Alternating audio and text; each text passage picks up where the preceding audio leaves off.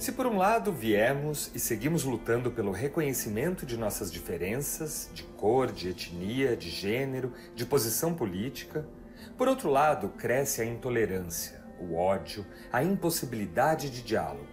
Impera o nós contra eles. Como chegamos a esta situação? Como virar a página belicosa das relações culturais e sociais de nossa época e renovar nossa aposta no convívio e no pluralismo? O eu e o outro. A difícil arte da convivência nas diferenças. Tema desta série do Café Filosófico. Teria razão Rousseau ao afirmar que não há felicidade sem os outros? Buscar compreender e explicar as inevitáveis teias de interdependências que ligam o eu e o outro é foco das ciências sociais.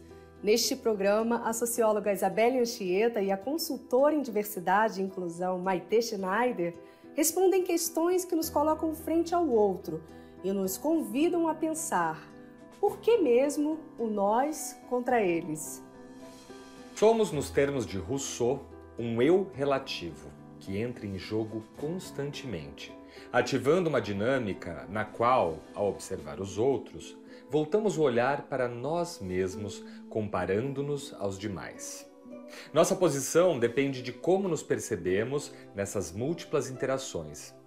Pois, citando Hannah Arendt, nada e ninguém existe nesse mundo cujo próprio ser não pressuponha um espectador.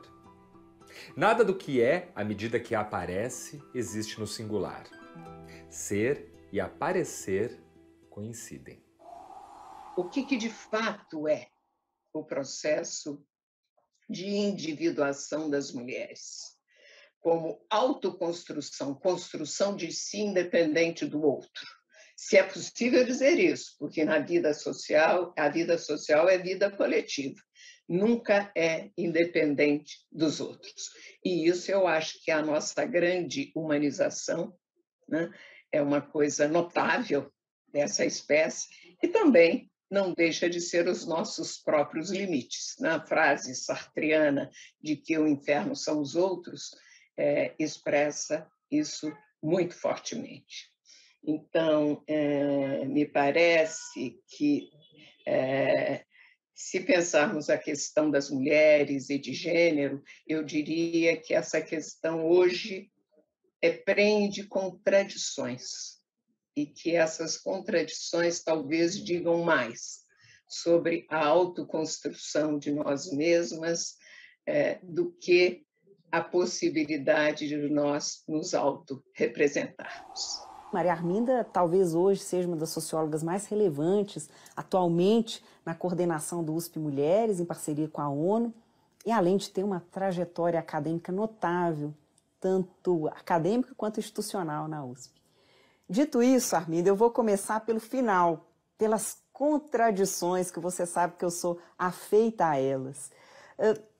Não sem razão, olha que interessante. Primeiro, eu acho que as contradições, de fato, explicam muito melhor as práticas sociais do que qualquer outro conceito, outra noção sociológica. E não sem razão, eu fui escolher as mulheres como personagens para eu traçar esse processo da individualização, né, da crescente humanização e individualização no Ocidente. Porque as mulheres produzem sentimentos ambíguos, então eu não tomei de pronto a ideia de misoginia, de ódio em relação às mulheres, mas eu desenvolvi ao longo da pesquisa um entendimento de marginalidade atrativa, exatamente para traçar essa ambiguidade. Então, quando eu faço uma história de longa duração, não quer dizer que eu faço uma história teleológica, no sentido de algo que é progressivo, mas se assemelha a um bordado, exatamente por conta dessas contradições, e a mulher traria isso para mim, para a gente entender esse processo social. E agora, tratando mais diretamente da primeira parte da sua pergunta, que eu achei muito instigante, eu acho que tanto a humanização quanto a individuação são processos correlacionados, mas independentes, o que significa dizer que, de certa forma, foi a humanização que propiciou que os sujeitos tivessem um rosto neste mundo, que lutassem por um reconhecimento que vai caminhar, então, para essa individuação, mas talvez hoje a gente vive esse desequilíbrio tendendo mais ao que o Lipovetsky falou de um hiperindividualismo. Quem sabe o individualismo não seja um projeto de uma síntese para algo que está um pouquinho mais adiante. O Leonardo Brandão pergunta assim, se o olhar do outro não seria uma prisão que restringe nossa individualidade e singularidade, ou seria a forma de nos tornarmos quem somos? Primeiro, a gente não pode se desvincular do olhar do outro. A gente está invariavelmente vinculado aos outros, né? A nossa própria Constituição se dá a partir disso. Então, acho que é realmente uma dupla dinâmica. De alguma forma, a gente precisa sempre dos outros e também é uma prisão. Então, o outro sempre pode ou nos coagir ou nos libertar.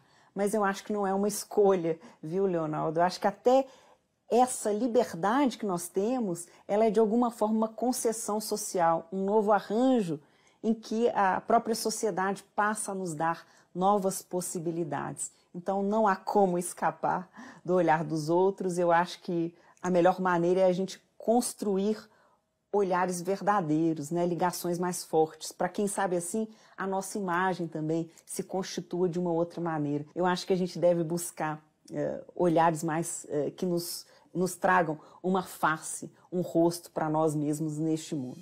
O Diclei Manuel da Silva te parabeniza pela apresentação e pergunta o que você acha do título da obra de Paul Ricoeur, O Si Mesmo como o Outro.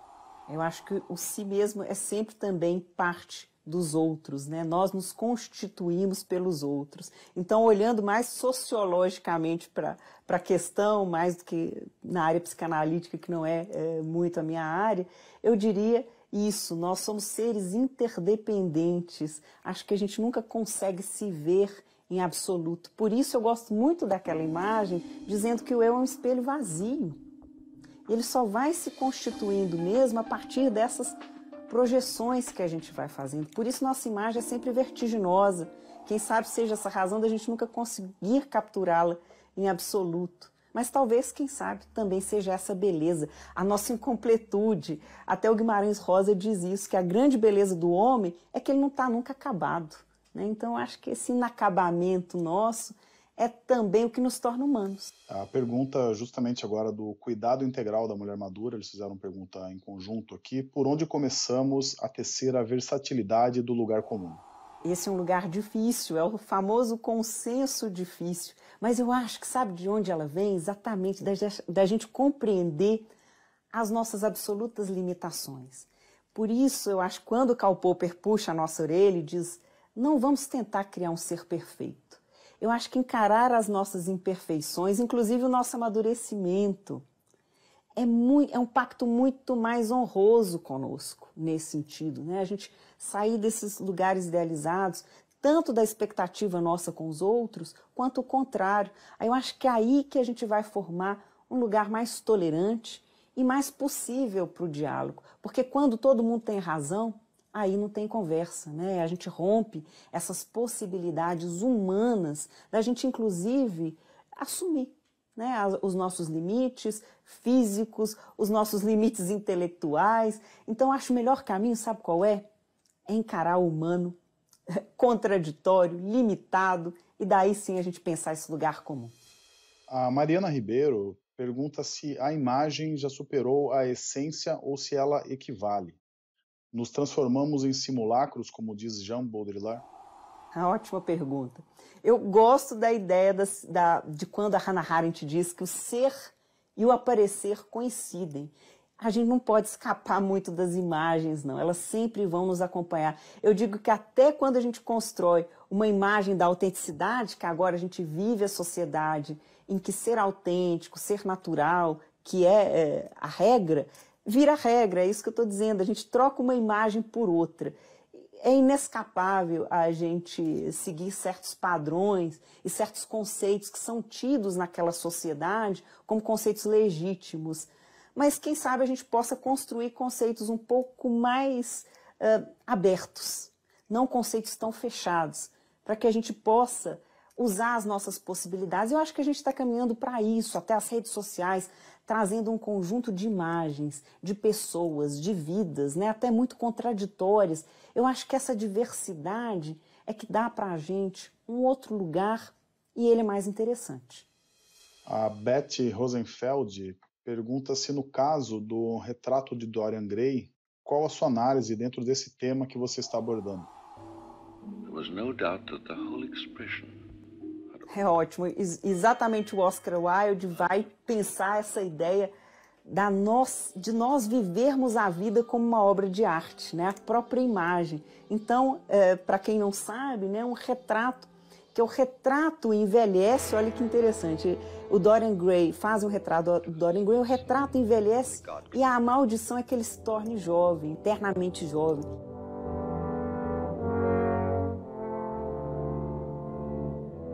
Então talvez essa seja uma maldição mesmo, quem sabe a gente tem que envelhecer, quem sabe a gente tem que lidar com as nossas limitações, né? Porque ser perfeito, eternamente perfeito, pode ser a grande maldição. Então as pessoas estão buscando o tempo todo, esteticamente, intelectualmente, atingir um lugar. Eu acho que é claro que a gente tem que tentar, a gente tem que seguir sempre, tentar nos aprimorarmos, mas a gente não pode fazer disso uma escravidão, né? Essa sociedade do cansaço que a gente está vivendo agora, de uma exigência extrema de nós mesmos. Então eu costumo dizer que agora a gente vive uma sociedade de controle de si, que nós exigimos o tempo todo de nós mesmos. Então a gente tem que tomar cuidado com isso. Quem sabe o recado do Dorian Gray, seja do Oscar Wilde, né, seja isso, humanizar, né, a nossa própria imagem. O Leonardo Brandão mandou a seguinte pergunta: até que ponto as novas tecnologias e as ciências modernas podem influenciar a identidade do ser humano contemporâneo? Leonardo, eu acho que as novas tecnologias são centrais. A gente começa uma autorrepresentação que não foi possível antes. Quem tinha direito a retratos eram só pessoas que estavam institucionalmente com poder na sociedade. Acho que isso é inédito. Hoje todos nós temos uma mídia, temos possibilidade de nos autorrepresentar. Isso muda o jogo. Percebe? Olha que interessante, hoje até o contrário. As pessoas conseguem forçar os meios de comunicação de massa a alterar suas imagens. Até na propaganda, elas se tornaram muito mais humanizadas. Então a gente, ao invés de receber de uma fonte uma comunicação massiva, agora é esse conjunto de pessoas que força uma reorientação dessa mídia. Ou seja, pode ser um lugar mais diverso, mais múltiplo, desde que nós nos tornemos mais tolerantes, que a gente entre para esse diálogo, que é isso que a gente está chamando aqui um pouco para a conversa, né? De uma forma mais humana, né? Mais tranquila e não tão agressiva e polarizada como tem acontecido agora.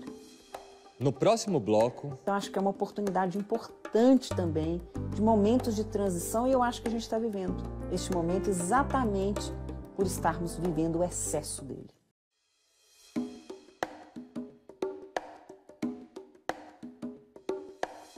É inescapável a gente seguir padrões de comportamento. Somos seres sociais e temos necessidades de sermos reconhecidos e aceitos. Antigamente, os padrões de comportamento eram rígidos e fechados. Tínhamos que nos enquadrar e nos encaixar para ser aceitos socialmente. Hoje, há mais possibilidades, há mais diversidade. Viemos ganhando liberdade na escolha da imagem que queremos construir de nós mesmos. Ainda que esta escolha continue intimamente ligada a padrões ou normas de comportamento de um grupo. Cada sociedade, cada tempo e cada cultura elege conceitos e padrões que acabam por legitimar ou excluir identidades. Freide Marcos de Souza pergunta de que maneira podemos preservar o pensamento da vida de maneira que o brilho de nossa imagem não seja sufocado pela permanência do eu. Esse é o difícil equilíbrio que todos nós queremos chegar, né? Porque tem as contradições da vida mesmo, né? Tem horas que nem sempre a gente consegue se livrar de estar sufocado pela relação com os outros. Eu acho que é um equilíbrio mesmo da gente saber impor também os nossos lugares, as nossas identidades. Mas eu acho que o mais importante dessa conversa é a gente também sempre ter muito cuidado com o humanismo do outro, que é isso que a gente estava falando, né? Em respeitar os outros também. Quem sabe a gente faça uma troca mais mútua de certos limites para a gente encontrar esse equilíbrio. Acho que o individualismo é um pouco isso, essa síntese, que eu não estou dizendo que é fácil, acho que ela é muito difícil, para falar a verdade. Eu acho que, como se diz, a nossa proposta hoje ela é muito complexa, mas eu acho que ela é necessária. O problema é que a gente parou de buscar esse lugar comum, né? A gente resolveu se isolar, não se comunicar. Eu acho que a proposta é vamos tentar, com todas as nossas limitações, encontrar esse consenso difícil, que inclusive ele é necessário para a construção da nossa própria imagem, que é isso que você está dizendo, para a nossa própria liberdade. Porque a liberdade não é um conceito abstrato e autodeterminado. Ele se dá nas relações sociais. Então, é o outro que nos oferece também as nossas próprias liberdades. Então, por isso, essa relação é tão delicada e tão necessária. O Leonardo pergunta se a busca pela identidade individual e também coletiva que os movimentos identitários da atual sociedade ocidental seria a transformação social e não aceitar ser identificado a partir do outro? Eu acho que, em se tratando dos grupos hiperidentitários, eu acho que é um pouco a crítica que a gente tentou levantar aqui, deles não se fecharem em si mesmos. Eu acho que, por um lado, eles são extremamente importantes, porque eles vão levantar bandeiras necessárias, né, de direitos, de dignidades universais, mas aí que eu acho que está o ponto, né? Eles não podem se fechar em si mesmos, começarem a fazer uma política no estrito senso. Eu acho que essa política no lato senso, na arte de unir os homens e pensar a humanidade como uma raça só, me parece o caminho mais inteligente, inclusive para esses grupos identitários, no sentido deles conseguirem efetivamente terem os seus direitos e a sua humanidade resguardada. A Marisa te pergunta assim, professora, e o eu fragmentado na rede, nas 1000 telas de reuniões virtuais, vários perfis de redes sociais, e-mails, contas, não existe também nesse sentido um caminho da perda ou de fragmentação do eu nesta pandemia? Eu acho que o eu é sempre fragmentado. É evidente que agora a gente está numa hiperaceleração dessa fragmentação, mas não quer dizer que antes ele não tenha sido, né?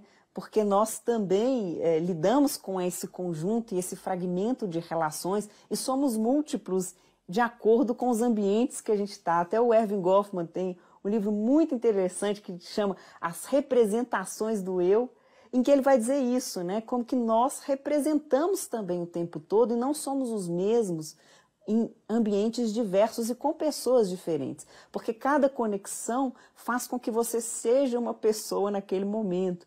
Isso não é uma crítica, não estou falando de uma falsidade, mas é próprio da dinâmica social. E agora, é claro, a gente, como se diz, fragmentou ainda mais, né, através das redes, mas eu não acho que a fragmentação seja uma exclusividade das redes, eu acho que ela é constitutiva mesmo do que nós somos. O Rafael de Souza pergunta se o ser e a aparência do ser são questões cada vez mais borradas pelos excessos de imagens, de personalidades, de ilusões. E a pergunta que ele faz é como constituir uma identidade em um meio tão esquizofrênico como é o atual. Eu acho que você trouxe uma questão importante, porque o que está acontecendo agora é que o público e o privado estão se misturando, né? Então, a gente tem cada vez mais entrado no nosso espaço privado, apresentado, até mesmo a pandemia forçou que a nossa casa ficasse exposta, os nossos escritórios, né? E com isso há essa confusão mesmo do público e privado e como essas imagens vão se confundindo. Eu acho que essa é a questão agora e eu acho que não dá para a gente escapar muito desse lugar oscilante da nossa própria imagem que se confunde agora nas redes sociais com público e privado, né? Em que a gente começa a representar sabendo o que está a representar. E a pergunta do grupo Cuidado Integral da Mulher Madura é: a perspectiva do pessoal é político? Como construir coletivos que tenham força legislativa, que ajudem a forjar realidades? Isso foi uma questão, inclusive, que o feminismo trouxe, né? Tornar o pessoal político, ou seja, a violência contra a mulher que acontecia dentro de casa, que diziam que era um problema entre o marido e a mulher, e a gente foi politizando essas questões que são necessárias, né? Então, acho que sim, tem um caminho interessante, mas a gente tem que ver os limites, né? Nesse caso, eu acho absolutamente necessário, e ele já está estabelecido no debate público, não era assim, né? Até pouco tempo não era. Ou seja, hoje a gente denuncia, a gente se importa com o outro. Então, quando eu estava falando lá do respeito, também falei da responsabilidade, desse humanismo ativo. Então, não basta ser empático, tem que ser ativo. Então, aí que eu acho que o pessoal vira político, percebem? A ponte é feita por aí. É quando, de fato, a gente está favorecendo os fins dos outros. Acho que a gente tem, sim, que avançar em algumas questões na vida privada, né, politizá-las, em outras não. Mas o limite disso está se tornando cada vez mais complicado, né, se tratando dessa vida virtual. Mas eu acho que dá para a gente separar as questões que são significativas, como a violência contra a mulher. A Silvaneide Rodrigues Alves pergunta: em vista da sociedade do cansaço, não vemos um esvaziamento da existência humana? E eu acho que sim, a gente está vivendo um esgotamento, que eu acho que a gente está num momento tão excessivo, e todo o excesso na história, quando a gente começa a estudar a longa duração, ele anuncia o seu fim.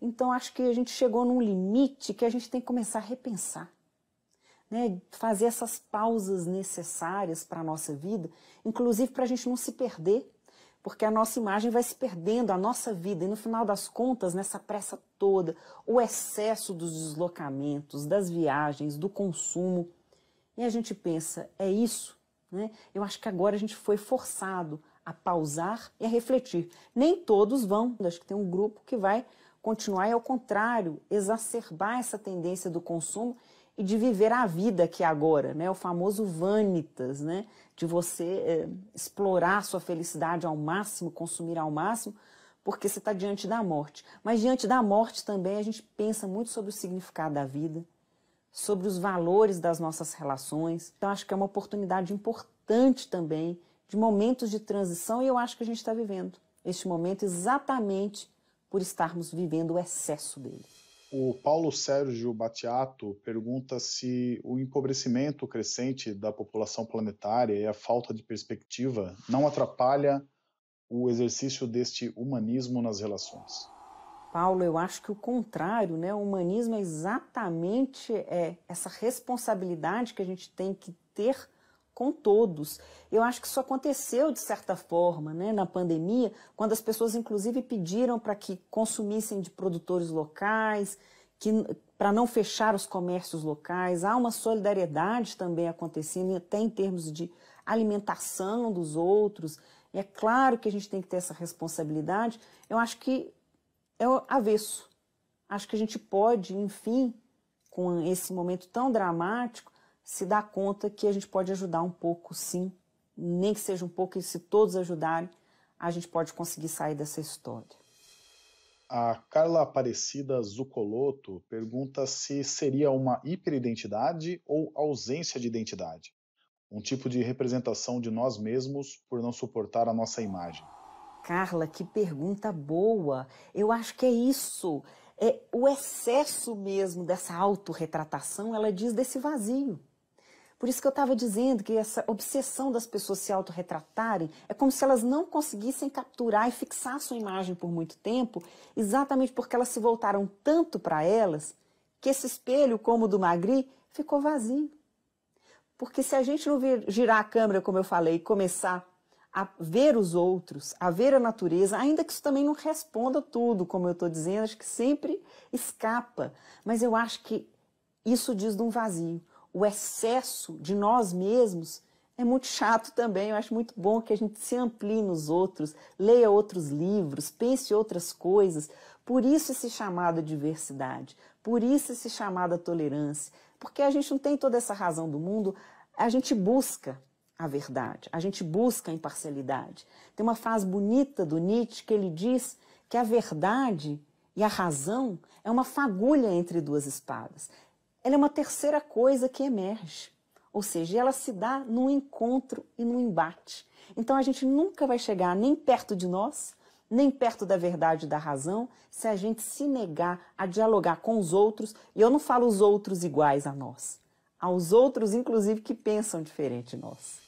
O Luiz Otávio pergunta se a busca de nossas identidades e representatividade diante da diversidade tem avançado, mas também, em contrapartida, tem avançado o movimento oposto, onde as maiorias se colocam como vítimas de um politicamente correto exagerado. Seria um acirramento da polarização? Luiz, eu acho que a gente acirrou, sim, a polarização. Acho que os grupos identitários eles são extremamente importantes, como eu disse, especialmente para ampliar a ideia de dignidade humana, lutar por direitos necessários e ressarcimentos históricos igualmente necessários de injustiças que foram cometidas. Há uma herança que a gente tem que encarar. Então, acho que a gente tem que separar essas coisas. Agora, o excesso, a minha preocupação é com o fechamento desses grupos, né, em que eles comecem a ver os outros sempre como inimigos. Eu acho que a gente tem que sair desse lugar, a gente tem que buscar um humanismo mais radical, e não, porque a gente não está encontrando as respostas muito nesse excesso de diferença. Então eu prefiro que a gente tente reconstituir essa teia de alguma forma, mesmo que seja muito difícil, mas eu acho que esse caminho do excesso de si mesmo, ele não é tão interessante, que, como eu disse, acho que a gente não pode generalizar, dizer mulheres, né, um grupo de mulheres. A minha trajetória é absolutamente diferente de uma outra mulher. Então não posso comparar duas mulheres, não posso comparar dois homens, não posso comparar dois negros, ou seja, temos trajetórias muito particulares que têm que ser respeitadas e é elas que devem ser julgadas. A gente não deve ser julgado por gênero, cor, etnia. Por isso que eu digo que isso é uma informação, não é toda informação. E quem sabe a forma desse religare, que a gente precisa se religar com os outros, esteja, como diz o Goffman, e não olhar para as diferenças, mas começar a olhar para o que a gente tem em comum. Ou Alain Bancu, voltarmos, reunirmos os nossos imaginários em comum. A Cecília Vaz Pupo de Mello pergunta o que você acha que explica esse intenso movimento de registro de memórias refletido no grande número de trabalhos acadêmicos sobre esse tema, nas diversas áreas de humanas e das artes. Cecília, isso é muito interessante. A gente vive um tempo distópico, no sentido de que a gente parou mesmo de pensar no futuro e a gente tem revisitado muito o passado. O que é muito importante, que eu acho que o passado sempre ilumina. Eu sempre penso a história como esse longo bordado mesmo, em que o nosso presente está muito conectado. A gente está cheio de passados, como diz a Lilia Schwartz, né? O presente está cheio de passado. Então, acho que esse revisitar é fundamental para a gente saber o nosso lugar, para a gente se entender e se localizar. O meu único receio é que a gente abdicou completamente de um projeto para o futuro. Um projeto que seja comum e não de grupos fechados. Eu acho que aí que está a questão, né? Eu acho que a gente tem que continuar fazendo as pazes com o passado, não sem razão, nunca se produziu tanto sobre a história do Brasil. A gente reavalia a nossa história de uma maneira muito mais diversa, muito mais ambígua. Eu acho isso muito interessante, contraditória, trazendo visões diversas. Quem sabe aí a gente se aproxima da verdade, né? Como diz o Nietzsche, trazendo um conjunto de visões diversas. Aí a gente se aproxima da imparcialidade que a gente deve buscar também. Mas eu acho que não devemos abdicar de compreender o que vem pela frente e que esse vem pela frente tem que incluir todo mundo. No próximo bloco... Porque quando você traz para o discurso é muito mais fácil de você colocar em ação, né? Se a pessoa nem no discurso está, como é que ela vai estar na ação?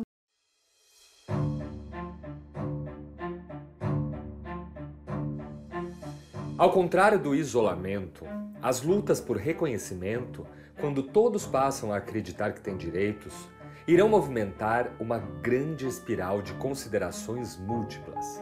Negros, homossexuais, transexuais, etnias e mulheres ocupam como nunca seu lugar no centro do palco.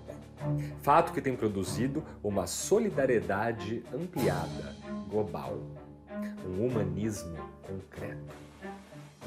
O trabalho de Maite Schneider vai nesta direção, cada vez mais presente e necessária, de valorização da diversidade e inclusão social. O Leonardo Brandão pergunta se é possível a boa convivência entre identidade e diferença num mundo que ora reprime, ora valoriza identidades diferentes?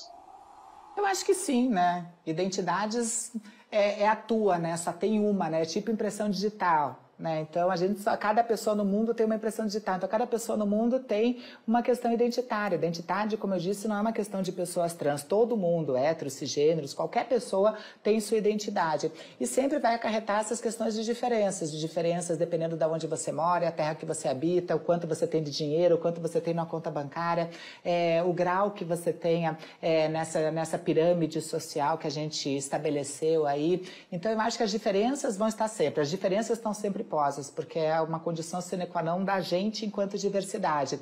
E é por isso que cada vez mais a gente tem que se importar não com as diferenças, mas na construção dessas identidades, no fortalecimento dessas possibilidades identitárias, para que daí sim as diferenças pouco vão fazer importância, pouco vão ter importância, né? Eu penso que essas identidades, quanto mais potentes forem, menos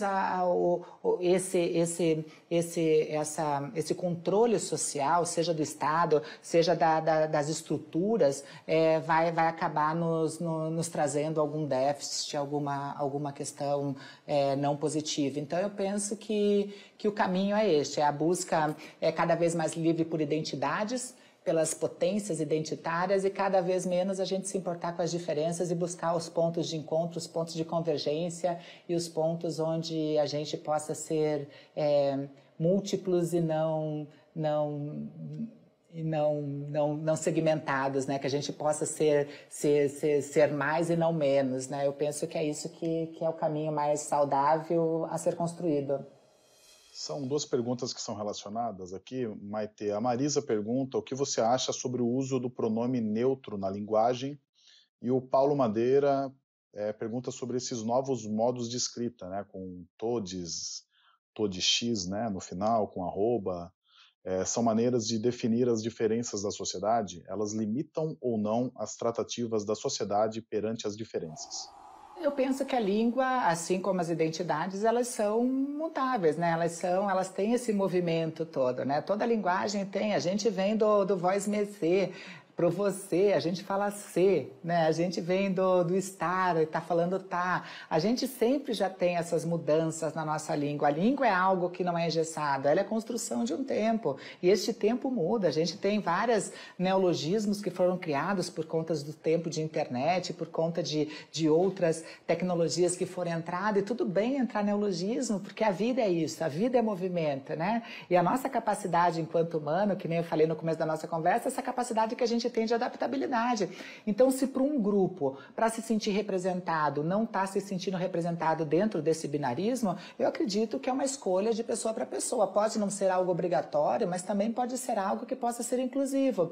Porque realmente pensando, por exemplo, vamos tirar o todes, que as pessoas ficam confusas, seja com arroba, com x, a gente não deve nem usar, porque os leitores aí, para pessoas que têm algum tipo de deficiência, não conseguem identificar, eles dão um certo bugzinho. Então, até acertar esses leitores para pessoas com deficiência, vamos deixar esse x e o arroba no meio, a gente deixa. Mas o todes, ou uma linguagem mais inclusiva, ela pode ser feita de maneira a gente dizer, em vez de dizer o menino e a menina, a gente pode dizer as crianças, entende? Sabe? Então a gente consegue dar uma neutralidade sem precisar usar a questão dos artigos, né? Então a gente pode fazer isso no nosso dia a dia. A gente pode usar o coletivo em vez de usar o masculino e feminino na frente. Eu sempre achei estranho a nossa língua, e aí eu concordo neste ponto, e logicamente muita gente discorda de mim, mas eu concordo que a língua portuguesa, principalmente, ela é extremamente machista nesse sentido, né? Se você tiver 100 pessoas na sala, 99 forem mulheres e tiver um homem lá, você tem que falar todos pela linguagem correta nossa. Você não fala pela maioria. Bom, são 99 mulheres, ou seja, 99% mulheres, vamos falar todas, né? O homem que se sinta à parte. Não, vai para o todos, puxa para o masculino. Então, eu sempre acho essas questões que parecem besteira, mas na minha opinião não são, né? São mais do que questões semânticas e linguísticas, eu acho extremamente cruel eu falo assim, não. Hoje em dia, quando entra, todo mundo fala, né? Os senhores e as senhoras, né? Antigamente só se falava os senhores. Então, eu acho que essas adaptações que a gente faz dentro desses conjuntos é para incluir. Se inclui sem excluir pessoas, eu não vejo negativa na gente fazer essa ampliação. Eu acho que tudo que a gente pode fazer para mais pessoas participarem, para mais pessoas estarem dentro do processo, para a gente abrir a nossa roda, abrir o nosso circuito, eu acredito que deveria ser super bem-vindo e ser visto com bons olhos, entende? Não é um assassinato à língua portuguesa, é uma ampliação, inclusive, da riqueza da nossa língua, mostrando as possibilidades dos nossos saberes. É por isso que eu gosto muito de cultura popular, é por isso que eu acho extremamente importante quando a gente agrega saberes da cultura popular, vem trazendo a nossa história sem esses apagamentos, as nossas riquezas religiosas, as nossas crenças, e isso engrandece não só a humanidade, mas a língua deste povo. Então, eu acho que se inclui e não exclui, para mim é super bem-vindo. E acredito que o uso de linguagem neutra é extremamente inclusivo nesse sentido, que traz muito mais gente para o discurso. Porque quando você traz para o discurso, é muito mais fácil de você colocar em ação, né? Se a pessoa nem no discurso tá, como é que ela vai estar na ação? Então, por que não? Né? Vamos colocar mais coisa dentro. A língua é algo que pode ser cada vez ampliado, aumentado. Quanto mais a nossa língua falar para mais pessoas e falar de mais sentimentos e falar com mais potências e possibilidades, quanto mais a língua for ponte, melhor, né? A língua não pode ser um lugar para separar. A língua tem que ser um lugar para unir. Acho que é bonito de ver união até na parte linguística. Veraci Costa pergunta, e o grande adesivo da classe social? Como definir? Ah, Veraci, o que a gente faz com esse adesivo, Veraci? Me conte. Eu, por mim, né, já botava ele assim num fogão, assim, pra gente queimar, né, Veraci? Difícil. Realmente, para mim, o recorte social é o recorte que mais atrapalha. O recorte social, econômico, esse daqui é difícil da gente combater. A gente vive uma sociedade, infelizmente, de um capitalismo que massacra as pessoas, né? Que faz com que a disputa gere essa competição. Se você não quer, tem quem vai fazer por esse valor, por esse preço, onde as pessoas são compradas não pelo preço, não pelo valor que elas têm, mas pelos preços que quem tem dinheiro paga. Então, a gente vive um capitalismo que só pensa em quem recebe, que só pensa normalmente em acionista, em grandes empresas, entende? Eu acredito que se a gente pudesse ter um capitalismo um pouco mais humano, onde houvesse ganha-ganha para todas as partes, sabe? Onde a gente pudesse realmente, não é porque um ganhou que o resto todo da cadeia aí de stakeholders, de fornecedores, a cadeia que nos alimenta, tem que perder, entende? Poderia ser ganha-ganha, desde o acionista, as pessoas que fazem as suas marcas e produto, os clientes que consomem, poderia ganhar o meio ambiente em termos de sustentabilidade. Então, eu acredito muito, muita gente acha utopia, né? Eu trabalho com empresas hoje em dia que eu chamo de empresas humanizadas e todo mundo, Maite, mas como assim empresas humanizadas? E eu falo, empresas que entenderam que para o resultado no macro dar certo, o micro, que somos nós, somos os colaboradores dessas empresas, tem que estar bem. E é por isso que essas empresas estão investindo muito em segurança psicológica, investindo muito em ambientes onde essas pessoas possam ser quem elas são, porque elas vão render melhor. Elas estão preocupadas com relação a filhos, com relação a creche, com relação a onde está o pet dessa pessoa, não porque a empresa é boazinha, mas porque a empresa entendeu que se o micro estiver bem, o resultado no macro acontece naturalmente, coisa que antigamente não acontecia. Por isso que eu falo de empresas humanizadas, o povo leva um susto, porque antigamente o gestor simplesmente cobrava a maneira que queria que fosse, do jeito que queria que fosse, no horário que queria que fosse, entende? E criava ambientes extremamente cruéis, ambientes onde a saúde mental era colocada em risco, ambientes onde você criava aquele monte de gente com síndrome de burnout, crianças aí com 20, 21 anos de idade tendo seus primeiros AVCs de vida. Então a gente começou a perceber nessas empresas humanizadas um caminho de entender que empresas são gente construindo aquela marca, aquele serviço, sendo consumido por outras gentes. É sobre pessoa. Toda relação de comércio ela é B2B, ela continua sendo entre gente. E é por isso que se essas pessoas não forem levadas em consideração nas suas humanidades, isso não vai dar certo.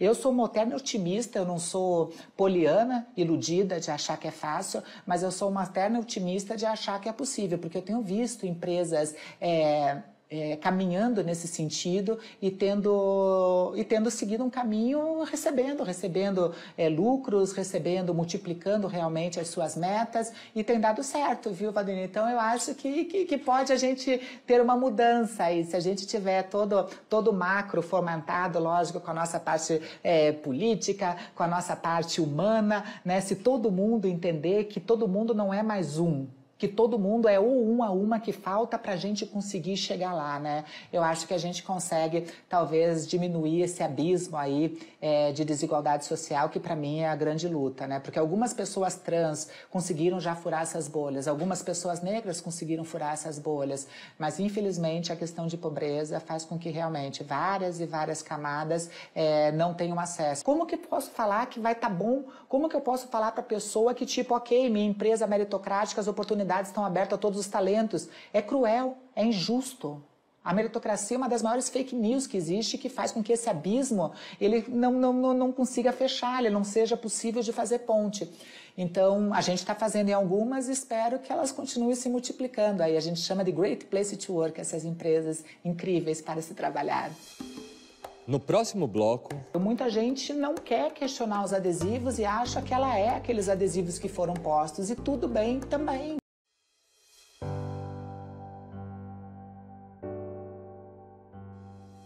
Uma das práticas propostas no trabalho de Maite Schneider é o que ela chama de exercício de parimento, uma busca interior para além das definições e categorias dadas, para além dos adesivos sociais. Uma busca por quem se é de fato, ir de encontro à própria essência. E a pergunta do Gabriel Basílio é se o processo do parir é algo que traz muita dor até que a borboleta saia do casulo, digamos assim, o que fazer para diminuir essa dor? Dói. Processo de parimento dói, é rasgado mesmo, né? E tem muita dor por causa desse não encontro, por causa dessas expectativas do outro, né? Agora, como vai doer menos? É o tempo mesmo. O tempo vai fazendo com que você vá ganhando experiência, não que a dor fique menor, mas você vai vendo que a dor muitas vezes é necessária para esse processo de rasgar. Se você não rasga, não nasce, né? Então, às vezes, precisa fazer o corte, é necessário tirar pedaços. Lógico que a gente não quer tirar pedaços. Meu pai, quando ele ainda estava aqui nesse plano, tudo, né? Ele partiu recentemente, ele me falou ele falou assim, Maite, você tem no teu pé, você, em vez de ter raiz, como a maioria das pessoas, você tem asas, e no teu coração, as tuas raízes estão no teu coração. E você é dessas pessoas que quer ir longe, só vai longe quem tem menos coisa. Quanto menos coisa você carregar de externo, mais longe você chega. Tipo balão, né? Que você vai soltando aquelas coisas e o balão vai. Então é sobre isso, entende? É sobre saber o que você precisa ter nessa tua viagem, nessa tua passagem aqui, entende? Nessa vida nós não somos as coisas que a gente junta, e a gente acha que é, né? Os diplomas que a gente junta, que a gente é os cursos que a gente faz, a família que a gente tem, que a gente essas coisas que a gente vai agregando, né? Mas não, a gente de verdade é o que a gente espalha, né? Então, este processo é libertador, mas é muito difícil, porque a gente vive nessa sociedade capitalista que diz que para ser você tem que ter, senão você não é reconhecido enquanto pessoa, enquanto este lugar, né? Então eu volto nessa questão deste mundo capitalista também, que te coloca nesse aprisionamento, e que é difícil você se libertar dele, porque tudo é feito e pensado dessa maneira para você consumir. Se você não consumir, não vai ser respeitado. Se você não tiver, você não vai estar dentro daquele grupo. É extremamente cruel, mas aí cabe a você. Você quer não ter isso e ter um pouco da tua liberdade? Até que ponto você está pronto para abrir mão de algumas coisas em prol da tua essência, né? Eu acho que doer vai doer sempre, porque se você é acostumado desde cedo a achar que não, eu quero ter, dane-se o ser, e em algum momento você tem que abrir mão desse ter, entende? Isso talvez vá te doer, mas é uma dor que talvez não seja uma dor ruim, né? Talvez seja uma dor até necessária no teu processo de libertação, mas é você que vai ter que decidir. Eu fiz minhas escolhas por uma série de coisas, entende? De tirar pedaços, de colocar outros, de escolhas, de saber que para mim ia ser mais difícil. Quando eu fui me tornar uma pessoa pública e comecei a falar dessas questões, eu sabia, eu podia ter minha vida super, eu no meu meio, sem nada, com minha família, etc. E uma vida muito mais tranquila em termos de não ter medo, sabe? Eu recebo um monte de hater, um monte de pessoa me falando atrocidades, de denúncias de morte, de dizendo que eu sou a pior pessoa do mundo e tudo. Eu poderia conviver sem isso, mas eu decidi na minha vida ser essa ponte, entende? Reconhecendo meus privilégios, fazendo com que as pessoas entendam que tudo bem ser do meu jeito, entende? Para que outras pessoas, quando estiverem mais novas, possam dizer, nossa, não vou ser a Maitê porque eu sou única nesse caminho, entende? Mas um caminho de possibilidade, sabe? Um caminho de tipo, tá, então pode. Vai ser fácil? Possivelmente não, como não é para ninguém. Mas que a pessoa continue acreditando. Eu não quero que pessoas passem, que nem eu passei, que tipo, por 2 vezes não acreditei mais. E queria a finitude de tudo, entende? Então vai ser difícil sempre, né? Por muito tempo eu passei essas marcas que eu olhava no meu corpo, e foram muitas, porque foram muitas cirurgias, né? Não só marcas físicas mesmo, mas marcas de sequelas emocionais, de situações de violência que eu tive, enfim, físicas de agressão, que não vem ao caso aqui agora, mas... E hoje eu olho essas marcas, entende? Eu já quis tatuar coisa em cima delas e tudo. Eu olho essas marcas e falei, sou eu isso também, que é um pouco desse reconhecimento que nem eu te falei, da minha época de criança, da minha época de Alexandre, da minha época de... Sabe, eu sou isso. Eu sou um somatório de coisas que eu passei, sejam boas ou não boas, né? Então, doer vai doer sempre. Agora, quando você transforma a dor em potência, quando você vê que essa dor te transformou para ser uma pessoa melhor, eu acho que esse é um dos maiores desafios da vida. Não é o outro, é você com você mesmo, sabe? Se transformar numa versão melhor do que você era ontem. E isso é extremamente difícil, sabe? Você fazer um upgrade aí do teu chip a cada dia quando você acorda e identificar isso é tarefa árdua, mas prazerosa. Agora, a dor tá lá, mas ela não precisa ser necessariamente ruim, entende? Às vezes a dor nos protege, assim como o medo. Muitas vezes o medo, né, ele faz com que a gente fique atento, que a gente tenha essas 360 graus de visão, olha no entorno e fala, ah, tá, então aqui eu tô com medo, mas isso aqui ele te faz pensar nas coisas. O medo não pode te engessar, a mesma coisa a dor. A dor tem que saber que você sentiu e possivelmente vai te causar uma defesa para você não querer sentir de novo. Mas ela não pode te impedir do tipo, eu senti dor, então não vou sentir mais. Eu fui machucada no amor, então não vou mais amar. Isso é que não pode acontecer. O Leonardo Brandão pergunta até que ponto as múltiplas identidades podem causar crise de identidade. Como agir quando várias identidades convergem e divergem ao mesmo tempo, levando o indivíduo a crises?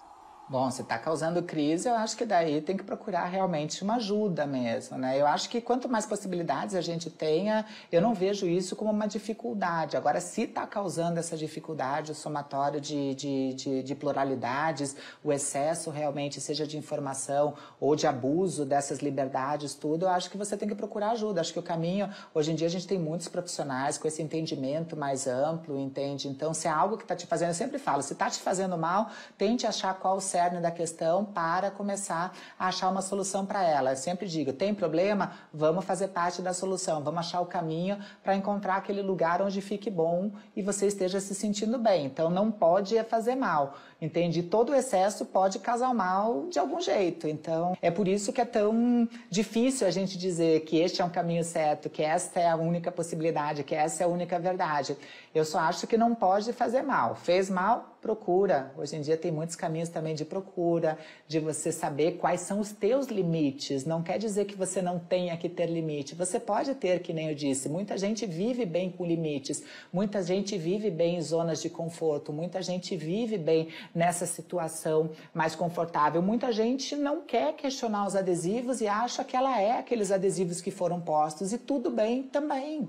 Não é sobre não poder ou ter que tirar esses adesivos, ter que fazer algo que você não queira. É ir sabendo que, se você quiser, que tem outras possibilidades para além das que foram imputadas para você. É sobre isso, é sobre liberdade. Não é para criar uma nova opressão do tipo, nossa, agora então eu tenho que provar do tudo para conseguir definir quem eu sou. Lógico que não. Se o que você já tem, se a maneira que você se percebe já te define como uma pessoa plena, como uma pessoa feliz e que além de ser feliz faz felicidade, como eu disse, Pronto, basta, tá tudo bem. Vá, siga, voe, é isso. Então você não pode deixar que se torne uma nova agonia, que se torne uma nova pressão, né? Para algumas pessoas, a busca constante da felicidade é algo que faz com que a pessoa tenha ânimo para levantar da cama, para seguir. Para outras pessoas é um desespero, porque tipo, nossa, eu não paro de buscar felicidade, eu achei que a felicidade era isso, vou buscar de novo. Para cada pessoa é uma, para algumas é o dinheiro, para umas pessoas correm atrás do dinheiro e aquilo faz elas felizes. Para outra é tipo, nossa, eu não quero nem saber, se o dinheiro veio, veio, senão eu vou aproveitar sem dinheiro e tudo bem. Isso é a vida, não é o dinheiro que é mal. Não é a internet que é ruim, não é a pluralidade de orientações, de sexualidades ou de possibilidades que é ruim. É o uso que você faz da ferramenta ou do que a gente está trabalhando, seja o que for dessas questões, que faz mal. Não é ela em si, entende? Então eu acho que se te faz mal, procura tratamento, procura aconselhamento, procura pessoas para dividir e vai achar o que te faz bem. Mais reflexões no site e Facebook do Instituto CPFL e no canal do Café Filosófico no YouTube. É um pouco o que o Lipovetsky falou, né?